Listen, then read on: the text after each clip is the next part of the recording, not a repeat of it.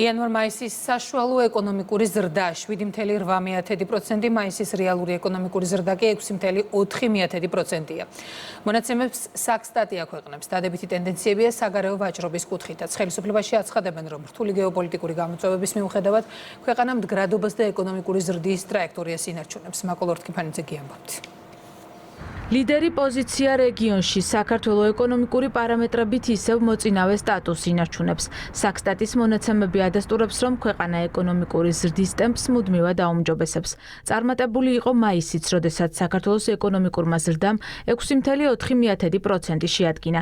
შედეგად კი პირველი 5 თვის ზრდის მაჩვენებელი თითქმის 8%-ს გაუტოლდა. ზრდის მიმართულებით მნიშვნელოვანი წვლილი შეიტანეს შემდეგმა დარგებმა. ეს გახლავთ უპირველეს ყოვლისა საფინანსო და სადაზღვევო საქმიანობის სექტორი, ინფორმაცია და კომუნიკაცია, გამომუშავებელი მრეწველობა, ტრანსპორტი და დასაწყობება. მთავრობის ეკონომიკური გუნდი მიიჩნევს, რომ ზრდის მაღალი მაჩვენებელი ფისკალური სტაბილურობის, ინვესტიციებისა და ექსპორტის ზრდის შედეგია.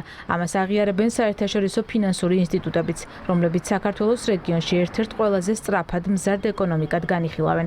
ეკონომიკური ზრდის პროცესში მნიშვნელოვანი როლი ჰქონდა საგარეო ვაჭრობას. ექსპორტი გაზრდილია 19,8%-ით, ხოლო ადგილობრივი ექსპორტის მაჩვენებელმა 66,1%-ით მოიმატა. გამორჩევა ქვეყანა როგორც მსოფლიოში, ისე რეგიონში, ისე ევროპაში მაღალი ეკონომიკური ზრდით. ყოველივე ეს არის წინ გადადგმული ნაბიჯი იმისათვის, რომ საქართველო გახდეს მაღალშემოსავლიანი ქვეყანა. მაღალი ზრდის ტემპის შენარჩუნებასთან ერთად ქვეყნის მთავარი ამოცანა ახლა ეკონომიკის ინკლუზიურ და მრავალფეროვან სფეროდ გარდაქმნა.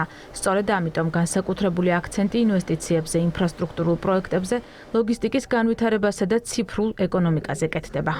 საქართველოს გეოპოლიტიკური შოკების მიუხედავად ინარჩუნებს მდგრადობას და ინარჩუნებს სწრაფი ეკონომიკური ზრდის ტრაექტორიას. რა თქმა უნდა, აღნიშნული გადანაწილებულია თანაბრად სხვადასხვა სექტორებზე და ეკონომიკური ზრდა არის საკმაოდ დივერსიფიცირებული. გეოპოლიტიკური რისკებისა და ეკონომიკური პერსპექტივების გავარესების მიუხედავად საქართველოს ეკონომიკა მაღალ ზრდას ინარჩუნებს.